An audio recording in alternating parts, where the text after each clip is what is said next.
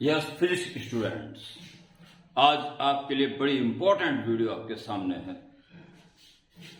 ये एक क्वेश्चन है, इसे देख के थोड़ा सा, वैसे क्वेश्चन आसानी है पर थोड़ा सा कभी कभी सोचना पड़ जाता है कैसे होगा। ये क्वेश्चन आज इसी वीडियो में 4 डिफरेंट मेथड से करके मैं दिखाता हूं। इससे आपको बहुत ज्यादा लाभ मिलेगा और क्वेश्चन देखते ही सॉल्व हो जाने के चांसेस बढ़ेंगे। बिना टाइम वेस्ट करे देखिए फर्स्ट मेथड। पहले क्वेश्चन जानना पड़ेगा, क्वेश्चन क्या है।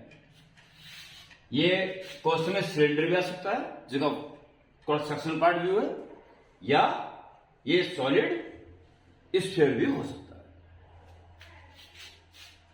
इसके सेंटर से जाने वाली लाइन में हॉरिजॉन्टली फोर्स लगाया गया, आगे एक h हाइट का स्टेप आ रखा है, इसको पार कराना है।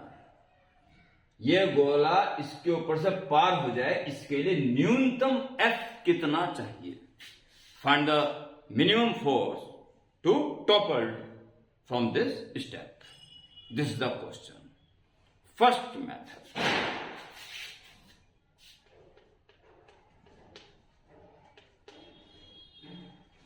फर्स्ट मेथड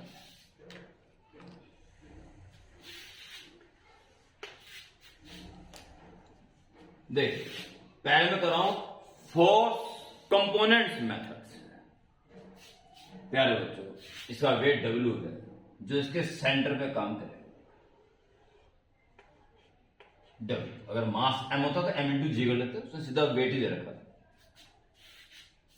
ये फोर्स सेंटर से होके जा रहा है और नॉर्मली इसके वेट को फोर्स की रिएक्शन बैलेंस करेगी। जैसे खींचना शुरू करोगे ये रिएक्शन कम होनी शुरू हो जाएगी, और जब इसका इस पर दबाव बिल्कुल खत्म हो जाएगा तो इसने पलटने की तैयारी कर ली। जब गोले का फर्श पर दबाव बिल्कुल खत्म हो जाएगा तो नॉर्मल रिएक्शन भी जीरो हो जाएगी। जितना दबाव होगा एक्शन उतना ही रिएक्शन मिलेगी। जब उसने फर्श को छोड़ दिया, बस टच रह गया, दबाव नहीं दे रहा है, तो रिएक्शन भी नहीं मिल रही है। हाँ, सारा जोर ये लेगा, ये रिएक्शन देगा। Reaction always passes through its centre. यह है नॉर्मल रिएक्शन। ये 3 फोर्स है। चौथा फोर्स जो फर्स्ट की रिएक्शन है उसे हमने 0 मान ली। यही इसका मतलब है कि इसने पलटने की तैयारी कर ली।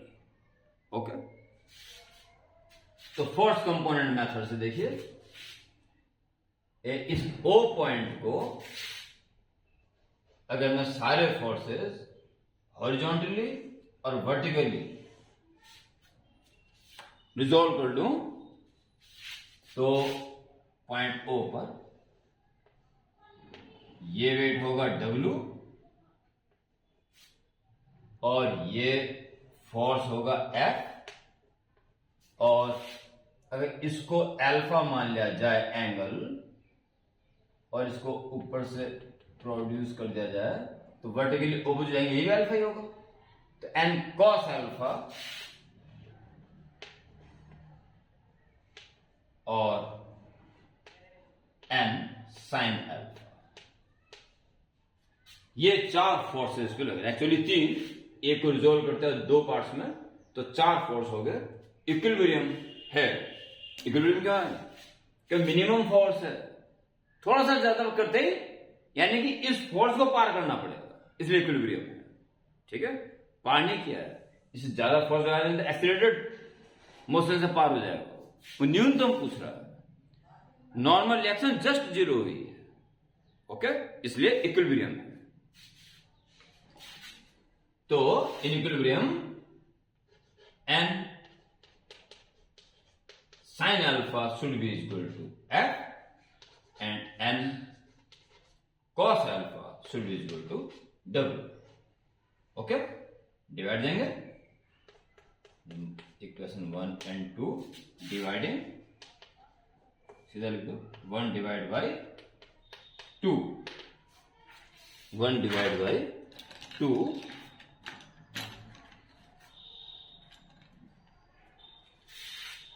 tan cancel,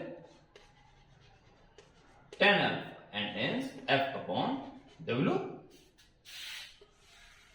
So we required F is equal to W tan alpha.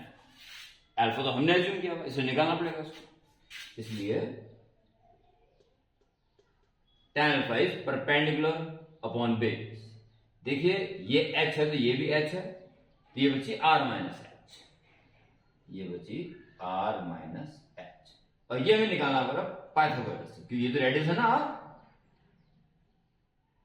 ये निकालना पड़ेगा आपको. ठीक है, तो W tan alpha is perpendicular upon base, तो बेस तो आ गया r माइनस h, देखा परपेंडिकुलर, तो परपेंडिकुलर आ जाएगा under root r square minus r minus h का square.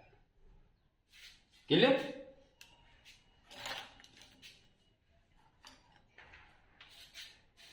Is equal to W under root r square minus r square cut जाएगा, और मिडिल टर्म आना था माइनस का प्लस बन जाएगा 2rh और minus h square upon r minus h. कौन भी ले सकते हो, नहीं तो कोई दिक्कत नहीं. यहां ना minus r square minus h square, और माइनस का प्लस बन जाता 2rh, बाहर से माइनस है ना, तो mid r square minus r square cut गया, plus 2h minus h square. ठीक, या इतना फोर्स चाहिए कम से कम कि ये इसको छोड़ देगा. W R और H ये इसने दे रखा है, W रेडियस और हाइट. फर्स्ट मेथड देखिए. Second method,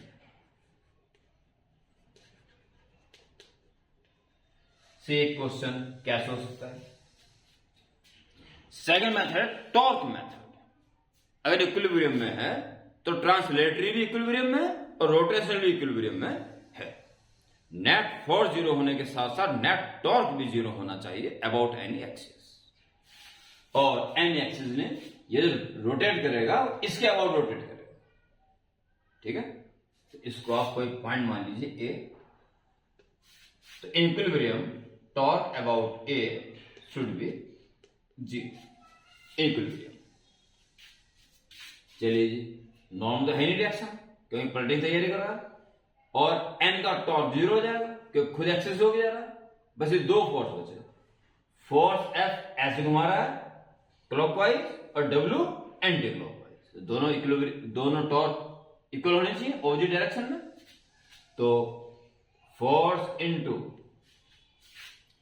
perpendicular distance this जो आर माइनस एस की इक्वल होगी is equal to W into A से परपेंडिकुलर डिस्टेंस, पाइथागोरस से निकलेगी अंडर रूट. आप डायग्राम में ये डिस्टेंस निकाल भी सकते हैं यहीं पे, नहीं तो सीधे निकल जाती है, तो ज्यादा टाइम वेस्ट नहीं करना. माइनस आर माइनस एच का होल. ओके, सो आपने देखा दो लाइन में निकल गया. W under root of R square minus R square cut जाएगा 2rh minus h square upon r minus.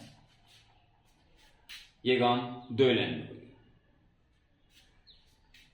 Third method, और उसके बाद fourth method. Third method question जहां देखने में ऐसा लगता था नहीं क्या होगा, आप यहां चार चार मेथड से इस क्वेश्चन को देखने जा रहे हैं, जिसमें दो मेथड हो चुके हैं. Third method,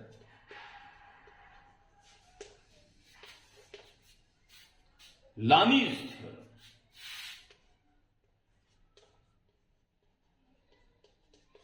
Lami's theorem.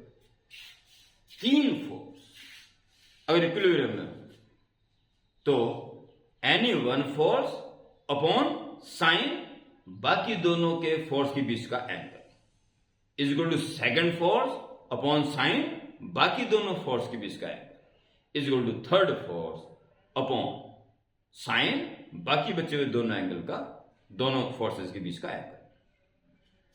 तो यहां पे देखिए 3 फोर्स काम कर रहे हैं,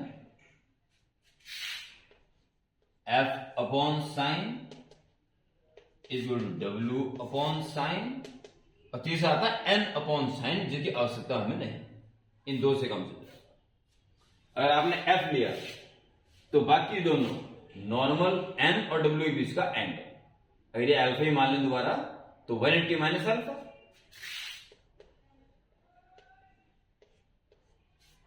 और W लोगे तो N और F के बीच का एंगल, तो ये 90 है, और ये alpha vertical opposite 90 plus alpha.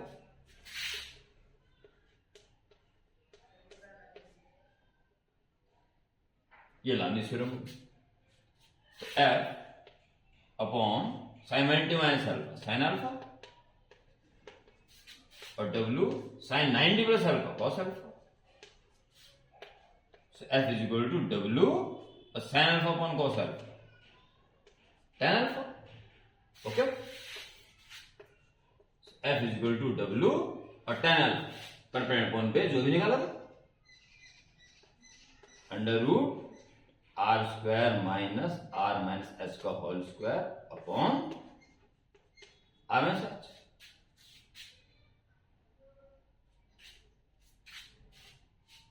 Is equal to W under root 2RH minus H square upon R minus H. Okay, fourth and last method, fourth method, बलों के त्रिभुज का नियम, the law of triangle of forces. अगर 3 force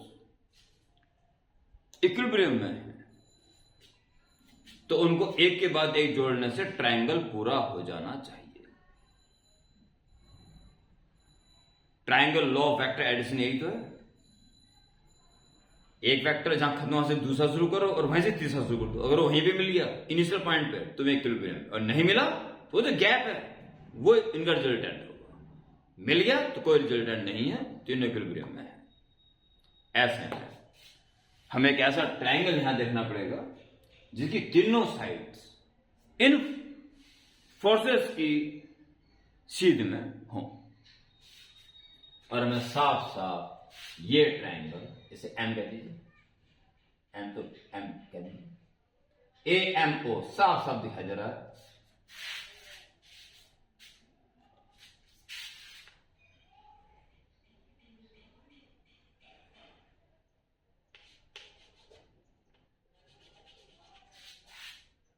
OMA,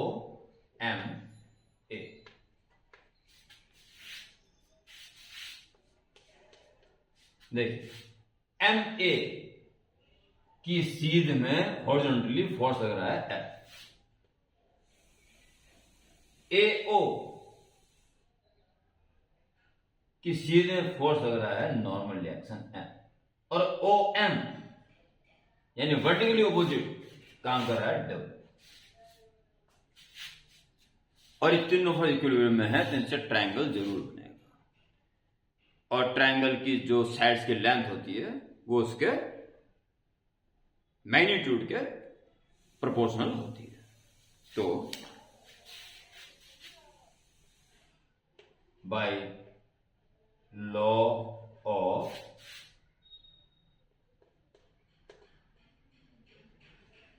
triangle of forces, by law of triangle of forces, F upon MA is equal to W upon OM, और आवश्यकता पड़ती तो N upon AO भी आ जाता, जिसकी में आवश्यकता नहीं। इस क्वेश्चन को और डिफिकल्ट बनाने के लिए नॉर्मल रिएक्शन भी पूछ सकता था, ठीक है। तो चारों मेथड में ही नॉर्मल रिएक्शन भी बड़े आराम से निकाली जा सकती है, क्लियर। तो F is equal to W into M A upon O M. W M A ये पार्टिकुलर से मिल जाएगी, under root R square minus R max S का whole square upon O M, it is R minus H. So F is equal to W under root 2RH minus H square upon R minus H. ये चार different तरीके से एक ही question हो गया। अगर आपने सही मन से इसको देखा, कंसिडर किया, सोचा, ध्यान दिया, तो 100% आपको इसका लाभ मिलना है। ओके।